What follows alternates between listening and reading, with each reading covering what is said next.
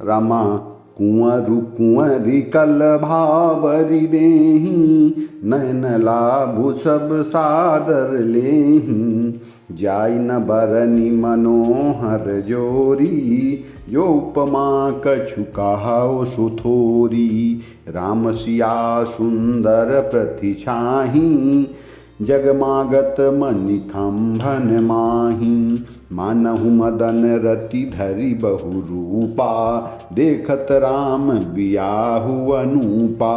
दरस लालसा सकुच न थोरी, प्रगटत दुरत बहोरी बहोरी। भय मगन सब देख निहारे, जनक समान आपन बिसारे। प्रमुदित मुनिन्ह भांवरी फेरी, नेग सहित सब रीति निबेरी। राम सिया सिर सेंदूर देहि, शोभा कही न जाति विधि केहि। अरुण पराग जलजु भरी नीके, शशि भूष अहिलोभ अमीके। बहुरी वशिष्ठ दीनी अनुशासन, बरु दुलहिनी बैठे कयासनु। बैठे बरासन रामु जानकी, मुदित मन दशरथ भये। तनु पुलक पुनि पुनि देखी, अपने सुकित सुर तरु फलु नये। भरि भुवन रहा उछाहु राम, विवाहु भास वहीं कहा। कहीं भांति बरनि सिरात रसना, एक यहु मंगलु महा। तब जनक पाई वशिष्ठ आयसु, ब्याह साज संवारि कै। मांडवी श्रुत कीरति उर्मिला, कुंवरी लाई हकारी कै। कुश केतु कन्या प्रथम जो, गुणशील शुभ शोभामयी। सब रीति प्रीति समेत करि सो ब्याह हुई। नृप भर तहि दई, जानकी लघु भागिनी। सकल सुंदरी शिरोमणि जानिकै। सो तनय दीनी ब्याहि लख नहीं, सकल विधि सन्मानि कै। जेहि नाम सुत कीरति सुलोचनी, सुमुखी सब गुण आगरी। सो दाई रिपुसूदनहि, भूपति रूपशील उजागरी। अनुरूप बार दुलहिनी, परस्पर लखि सकुच ही हर्षहि। सब मुदित सुंदरता सराहहि, सुमन सुरगन बरसहि। सुंदरी सुंदर बरन सब सह सब एक मंडप राजहि। जनु जीव उर चारिउ अवस्था, विबुन सहित विराजहि। मुदित अवधपति सकल सुत, बधुन समेत निहारी। जनु पाए महिपाल मणि, क्रियन सहित फलचारी। जय जय रामा।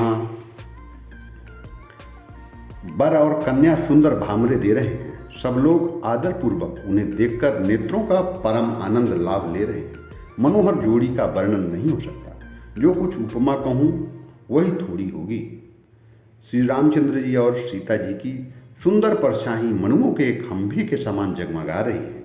मानो कामदेव और रति बहुत से रूप धारण करके श्री राम जी के अनुपम विवाह को देख रहे हैं।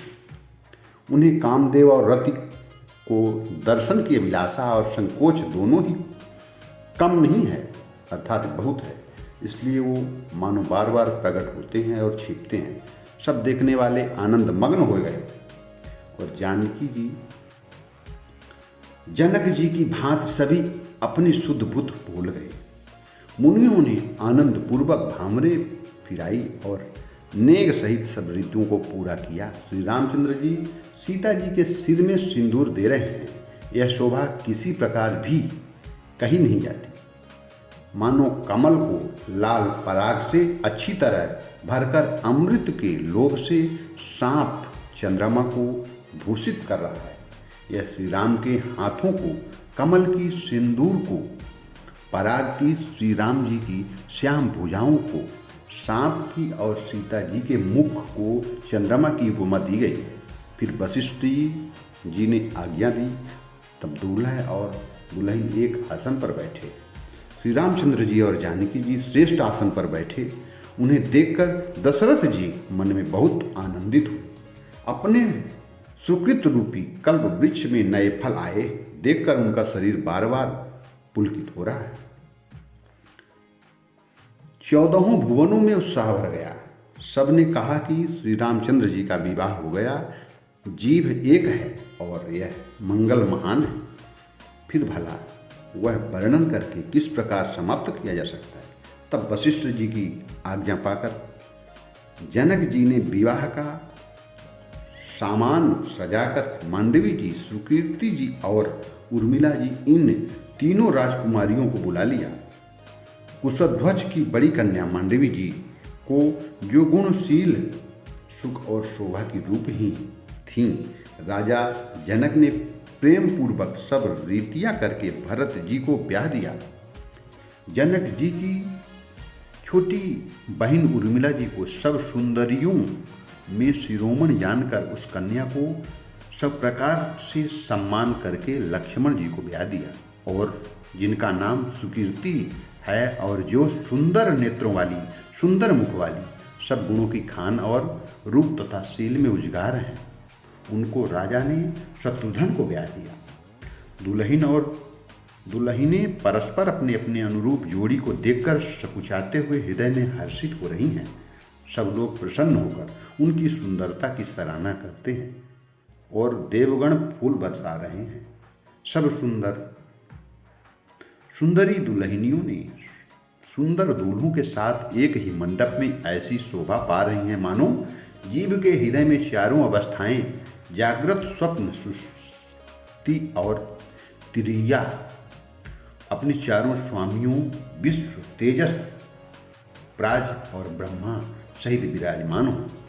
सब पुत्रों को बहुओं सहित देखकर अवध नरेश दशरथ जी ऐसे आनंदित हैं मानो वे राजाओं के शिरोमणि क्रियाओं, यज्ञ क्रिया, श्रद्धा क्रिया, योग क्रिया और ज्ञान क्रिया सहित चारों फल, अर्थ, धर्म, काम और मोक्ष पा गए हों।